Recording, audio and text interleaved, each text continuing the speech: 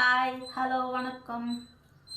இன்றைக்கி நம்ம வீட்டில் வந்து சண்டே ஸ்பெஷல் சமைக்க போகிறோம். என்ன பண்ண போகிறோன்னா, காலையிலே அப்பா மட்டன் வாங்கிட்டு வந்தாங்க. அது இருக்குது, அதை சமைக்கணும். அண்ணா வீட்டுக்கு இன்றைக்கி சண்டே வந்துட்டாங்க, நைட்டே வந்துட்டாங்க. அரிசி இதில் ஊறிட்டுருக்கு சாப்பாடு வடிக்கிறதுக்கு. அவர் கொல்லைக்கு போயிருக்காரு பார்க்கறதுக்கு, வயலுக்கு. இப்போ இதெல்லாம் நான் தான் ரெடி பண்ணணும். வாங்க பார்க்கலாம். வெங்காயம் எடுத்து வச்சுக்கலாம். இங்கே வெங்காயம் இங்கே தான் வச்சுருக்கேன். இதெல்லாம் ரெடி பண்ணி சாப்பிட்றதுக்குள்ள போதும் ஆயிரம் போல இருக்கு. வெங்காயம் எடுத்து வச்சுக்கலாம். தக்காளி இந்த தக்காளி இருக்குது. இது கொஞ்சம் கோயில் எல்லாமே வீணாக போயிடுச்சு. சரி, ஃப்ரிட்ஜில் புதுசாக தக்காளி இருக்குது, அதை போய் எடுத்துக்கலாம். அடுத்தது சாதம் வடிக்கிறதுக்கு பானை ஒயராக இருக்குது, அதை எடுக்கணும். மேலே இருக்குது.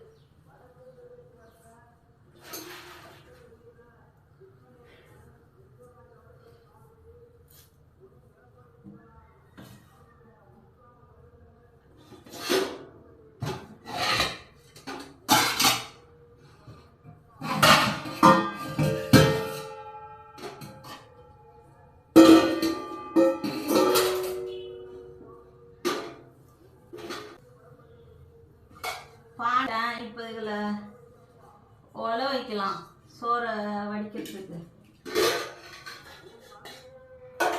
தண்ணியை கொண்டு கொஞ்சமாக பானையை கழுவிட்டு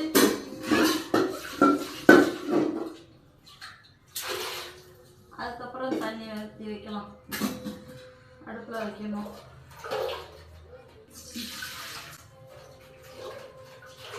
உங்கள் வீட்டில் என்ன மத்தியானம் இன்னைக்கு மட்டன்னா சிக்கனா சண்டே ஸ்பெஷல் என்னன்னு மறக்காம கமெண்ட்ல சொல்லுங்க.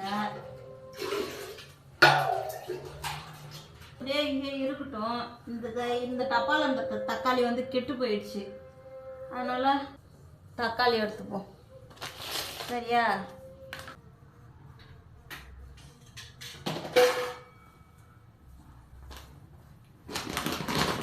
அரிசி டப்பாவில் அரிசி காலி ஆயிடுச்சுன்னு காலையில் அப்பா அரிசி வாங்கிட்டு வந்துட்டாங்க. ஒரு பையன் டப்பாவில் போட்டு வைக்கணும்.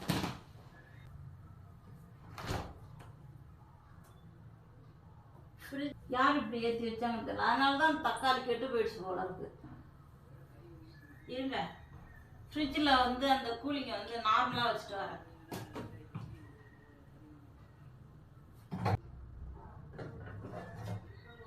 அதனால தான் வைக்கிறேன். அப்படியே கருப்பா புளி ஆகி காயமே விட்டுட்டேன். இஞ்சி பூண்டு பேஸ்ட் அரைக்கணும். இஞ்சி எடுத்து வச்சுக்கலாம். பச்சை மிளகாய் ஒரு 2 எடுத்து வச்சுக்கலாம். அடுத்தது தக்காளி எடுக்கணும்.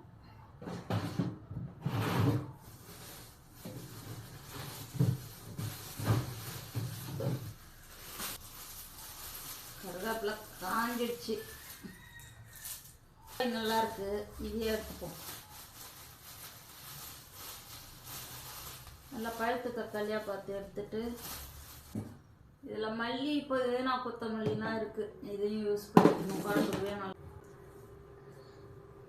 சாப்பிட சொன்னால் நல்லா சாப்பிடுவேன். என்ன பண்ணுறது, என்னால் சமைக்கிறதுனா அந்த காய்கறி வெட்டி சமைச்சு அப்பா எவ்வளோ பெரிய வேலை அது. ரொம்ப போர் அடிக்குது. இதெல்லாம் யாரும் கண்டுபிடிச்சாங்கன்னு தெரியல. இந்த சாப்பிட்றது சமைக்கிறதுலாம் பசிக்காமலே இருந்தால் இதெல்லாம் ஒன்றுமே பண்ண தேவையில்லை, ஜாலியாக உட்காந்துருக்கலாம். சரிங்க, எந்த டைலாக் பேசினாலும் நம்ம தலைவிதி, நம்ம சமைச்சு தான் ஆகும், வேறு வழியே கிடையாது. சமைப்போம். சமைச்சிட்டு சமைக்கக்குள்ள பார்க்கலாம் வாங்க. முதல்ல சாதத்தை வடிச்சிட்டேன். அதுக்குள்ளே இந்த வெங்காயம் தக்காளி எல்லாம் அரிஞ்சு ரெடி பண்ணிக்கலாம். இந்த டப்பாலாம் எடுத்து உடனே வைக்கணும். காலையில் அண்ணன் தான் காஃபி போட்டார். அப்படியே எடுத்து இந்த பருப்பி வச்சுட்டு கிளம்பிட்டாரு போல. அடுப்பை பற்ற வச்சுக்கலாம். அடுப்பு பற்ற வச்சுட்டு பானை தூக்கி அடுப்பில் வச்சிடலாம்.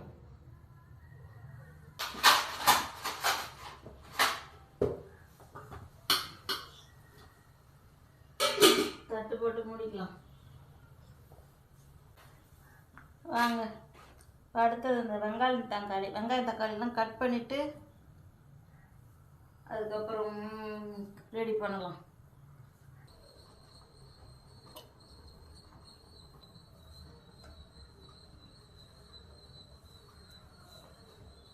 சாதம் வெந்துடுச்சான்னு பார்க்கலாம். வெந்துடுச்சு, வடிக்கணும். அப்புறம்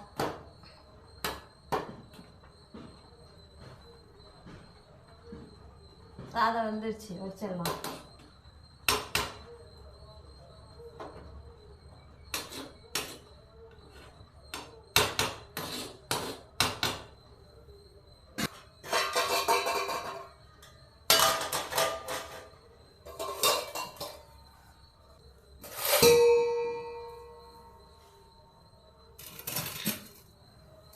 வடிக்கிற துணி எங்கே போச்சுன்னு தெரியல. இருக்கு.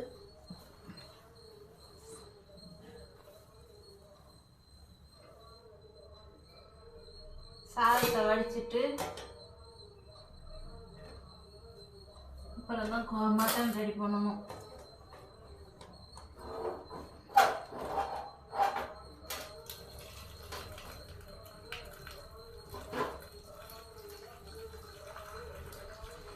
அதுக்கு வேற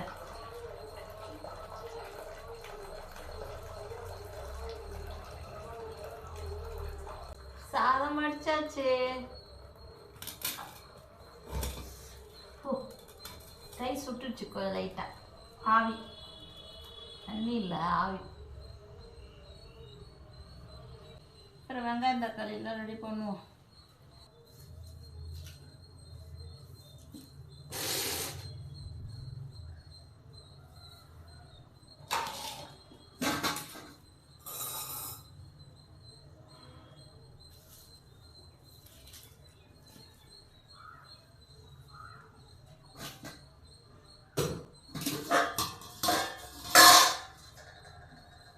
அதெல்லாம் மட்டனை பிரித்து பார்ப்போம். அது வெட்டி வைக்கணுமா அப்படியே பண்ணலாம். கொஞ்சம் வெட்டணும் தான் போல இருக்கு. தெரியுதா?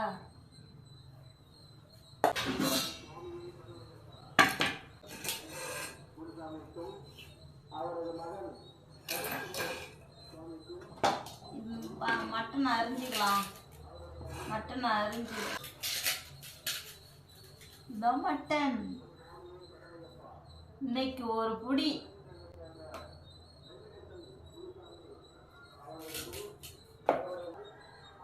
Always welcome you. அந்த குக்கிங் சேனல்ல சொல்லுவாங்களே அந்த டைலாக் நல்லா இருக்குல்ல. அந்த டைலாக் இதெல்லாம் வழக்கமாக இந்த மட்டன் கழுவுறது, மீன் கழுவுறதெல்லாம் அண்ணன் தான் செய்வார். இன்னைக்கு கழுவிட்டாரு, அதனால் நானே செஞ்சிட்ருக்கேன். அவர் எல்லாம் ரெடி பண்ணி கொடுத்துருவாரு, நான் சமைப்பேன். அது மட்டும்தான் என் வேலை. இன்னைக்கு இதெல்லாம் எக்ஸ்ட்ரா வேலை.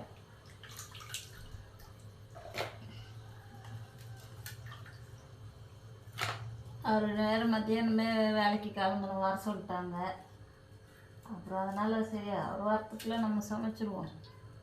இப்போ மட்டன் எடுத்து இந்த வானலில் வச்சுப்போம். வானலில் வச்சுட்டு ஊற்றிப்போம். தண்ணியை ஊற்றிக்கிட்டு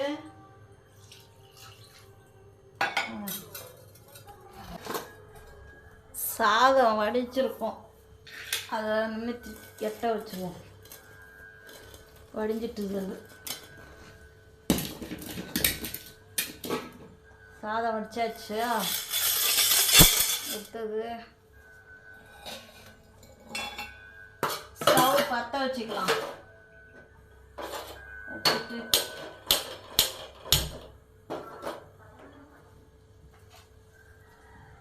இந்த மட்டன் தண்ணி ஊற்றி வச்சுருக்கேன்ல, இதை ஃபஸ்ட்டு பாயில் பண்ணிக்கலாம். அப்படியே தண்ணி ஊற்றி கொஞ்சமாக உப்பு போட்டு மஞ்சத்தூள் போட்டு அப்படியே பாயில் பண்ணிக்கிட்டு அதுக்கப்புறம் தான் நான் தான் வேகும். நான் ஒரு மாதிரி வேவாது, அதனால தான் நான் எப்பயுமே இப்படி தான் செய்வேன். இப்போ கொஞ்சோண்டு உப்பு போட்டுக்கலாம். இப்போ கொஞ்சமாக அந்த இதுக்கு மட்டும் மட்டனுக்கு மட்டும் கொஞ்சமாக போட்டுட்டு இங்கே பாருங்க, இந்த அளவுக்கு போதும். ஏன்னா இல்லைன்னா மட்டன் சப்புன்னு இருக்கும் சாப்பிடக்குள்ள. அதனால் லைட்டாக குழம்புக்கு அதுக்கப்புறம் குழம்பு வைக்கும்போது போட்டுக்கலாம். இப்போ கொஞ்சோண்டு மஞ்சத்தூள் போட்டுக்கலாம். மஞ்சத்தூள் வந்து அப்போ தான் அந்த கவுச்சி ஸ்மெல் இல்லாமல் இருக்கும்.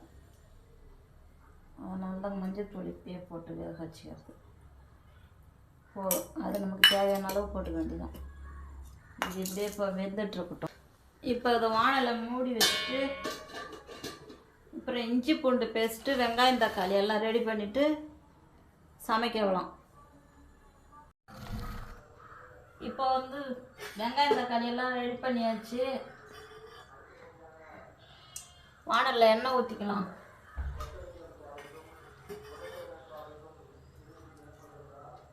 எண்ணெய் ஊற்றியாச்சு. வெங்காயம் தக்காளி போட்டு வதக்கிக்கலாம்.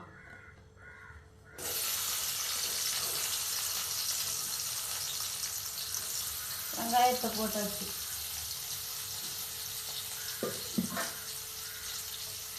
வெங்காயம் வதங்கட்டும்.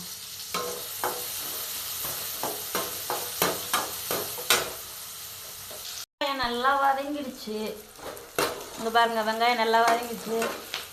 இப்போ இஞ்சி பூண்டு பேஸ்ட்டு ஊற்றிக்கலாம்.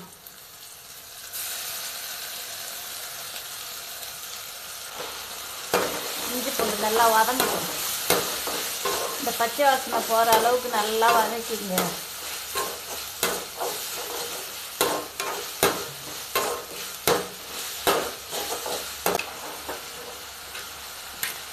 இஞ்சி பூண்டுலாம் நல்லா வதங்கிடுச்சு. இப்போ தக்காளி போட்டுக்கலாம்.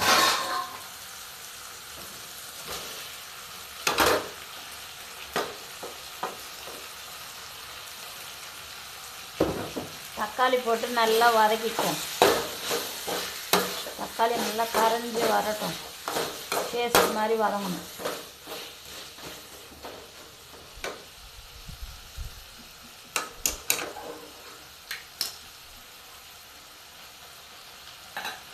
தக்காளி வதங்கிறதுக்கு கொஞ்சம் தண்ணி ஊற்றிக்கலாம். இந்த மிக்ஸி ஜார் அலசி அதில் ஊற்றிருக்காங்க தக்காளி வதங்கிறதுக்கு. கொஞ்சோண்டு உப்பு போட்டுக்கலாம், அப்போ சீக்கிரம் வதங்கிடும்.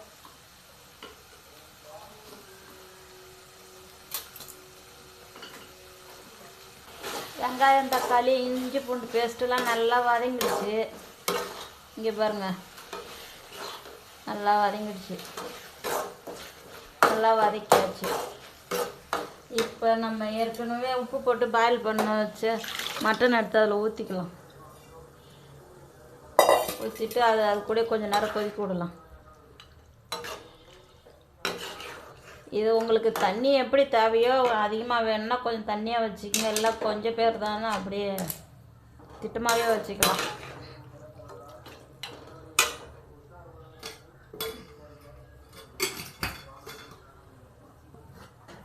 மிளகாப்பொடி வீட்டில் அரைச்ச மிளகாப்பொடி தான் இது.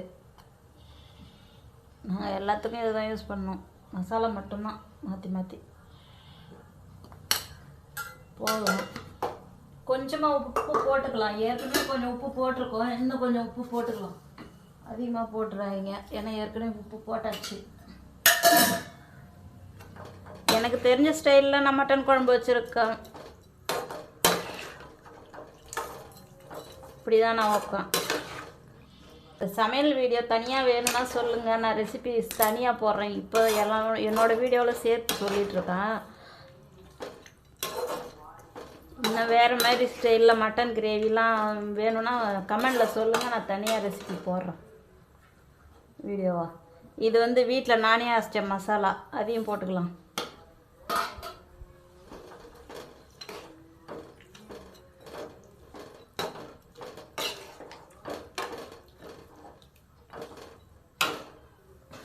கொஞ்சம் தண்ணி கொஞ்சம் ஊற்றிட்டு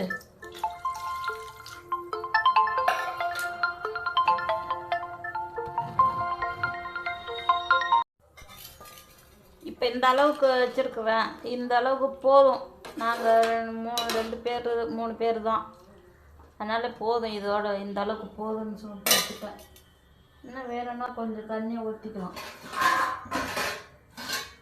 மட்டன் குழம்பு கொஞ்சம் தண்ணியாக இருந்தால் நல்லா தான் இருக்கும். மூடி போட்டுருவோம். இது கொஞ்சம் நேரம் கொதிக்கட்டும்.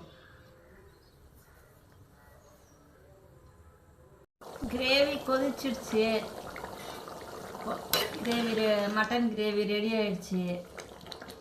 இனிமேல் மல்லித்தழை போட்டு அடுப்பு ஸ்டவ் ஆஃப் பண்ணிட வேண்டியதுதான். Gravy ready.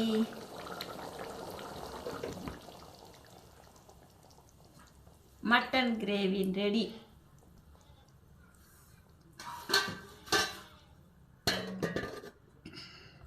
மறக்காமல் நம்ம சேனலை சப்ஸ்கிரைப் பண்ணுங்கள், லைக் பண்ணுங்கள், கமெண்ட் பண்ணுங்கள், ஷேர் பண்ணுங்கள். பாய். மீண்டும் இன்னொரு வீடியோவில் சந்திப்போம். தேங்க்யூ.